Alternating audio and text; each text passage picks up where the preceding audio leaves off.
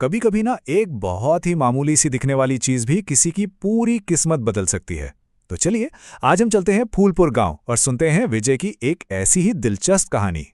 ये कहानी आप यकीन नहीं करेंगे, शुरू होती है एक पुराने जंग लगे हुए तेल के ड्रम से। हाँ, एक ऐसी चीज जिसे ज्यादातर लोग कबाड़ ही समझते हैं।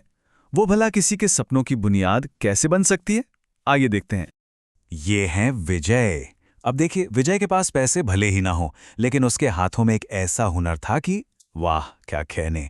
उसने एक पुराने ड्रम से एक तंदूर बनाने का सपना देखा, लेकिन उसकी पत्नी प्रिया को इस बात का डर सता रहा था कि कहीं ये भी उसकी एक और नाकामी ना बन जाए। विजय के लिए वो लोहे का टुकड़ा सिर्फ कबाड़ नहीं था, बिल्कुल नहीं। उसे पूरा यकीन था कि जब इस तंदूर में कोयले की आंच पर मसालेदार चिकन पकेगा ना, तो उसकी महक पूरे गांव में फैलेगी और उसकी किस्मत का दरवाजा खोल देगी। और वहीं दूसरी तरफ प्रिया की चिंता भी बिल्कुल जायज थी। वो विजय के सपनों पर ताना मारते हुए कहती है कि अगर कर्ज लेकर शुरू किया गया ये काम भी फेल हो गया तो उनके पास कोई दूसरा रास्ता नहीं बचेगा।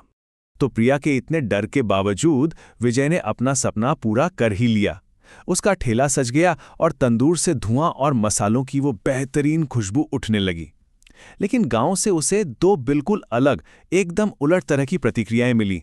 एक तरफ तो था उसका दोस्त जग्गू, जो स्वाद चखते ही दीवानों की तरह तारीफ करने लगा, और दूसरी तरफ थी गांव की सबसे असरदार महिला हेमा मौसी, जिन्होंने न सिर्फ उसे धुतकारा बल्कि उसके काम को गंदा बताकर उसे वहां से हटाने की धमकी भी दे डाली।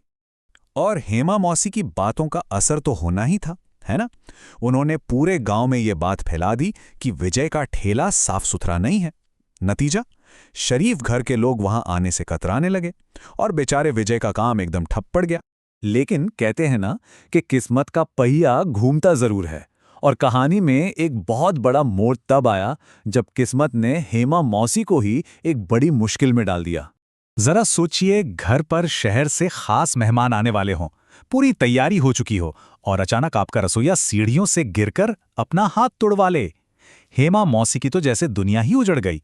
उनकी इज्जत दांव पर लगी थी। अब विजय के सामने एक बहुत बड़ा सवाल खड़ा था। क्या उसे उस इंसान से बदला लेना चाहिए जिसने उसकी रोजी रोटी छीनने की कोशिश की, या इस मुश्किल घड़ी में उसकी मदद करनी चाहिए? और यहां विजय ने अपने बड़े दिल का सबूत दिया। उसने न सिर्फ मदद की पेशकश की, बल्कि ये भी साफ कह दिया कि वो इसके लिए कोई पैसा नहीं लेगा, क्योंकि गांव की इज्जत उसकी भी इज्जत है। अब कहानी पहुंचती है हेमा मौसी की शानदार रसोई में, जहां विजय के सिद्धांतों की एक और शायद सबसे बड़ी परीक्षा होनी थी। जब प्रिया ने मजाक में खाने में थोड़ा ज्यादा नमक डालकर हेमा मौसी से बदला लेने का सुझाव दिया, तो विजय ने उसे बड़े प्यार से समझाया। उसने कहा कि खाना बनाने का काम पूजा की तरह होता है और वो अपने काम के साथ कभी बेईमानी नहीं कर सकता। उस रात विजय के हाथों से बने खाने ने ऐसा जादू किया कि हेमा मौसी और उनके मेहमान सबके सब दंग रह गए। डिनर जबरदस्त हिट रहा। हेमा मौसी के लिए ये एक आईना देखने जैसा था। जब मेहमानों ने खाने की तारीफों के पुल बांध दिए और कहा कि ऐसा स्वाद तो बड़े बड़े 5 स्टार होटलों में भी नहीं मिलता, तब हेमा मौसी को अपनी गलती का बहुत गहरा एहसास हुआ। और यहीं से यह कहानी अपने सबसे खूबसूरत अंजाम तक पहुंचती है, जो हम सभी को एक बहुत गहरी सीख देती है। अगले दिन हेमा मौसी खुद विजय के ठेले पर पहुंची और उन्होंने भरी आंखों से अपनी गलती मानी।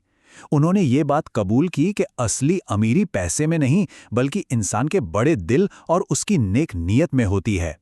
और बात सिर्फ माफी मांगने तक ही नहीं रुकी। हेमा मौसी ने विजय को एक लिफाफा दिया। ये पैसे उस दावत की कीमत नहीं थे, बल्कि ये उसके सपने को पंख देने के लिए एक निवेश थे, ताकि वो अपने ठेले को एक पक्की दुकान बना सके। तो विजय की ये कहानी हमें एक बहुत जरूरी सवाल पर सोचने के लिए मजबूर करती है। किसी भी इंसान की असली कीमत आखिर क्या तय करती है? उसका ओहदा, उसके कपड़े, या फिर उसका चरित्र और उसका हुनर? इस पर सोचिएगा जरूर।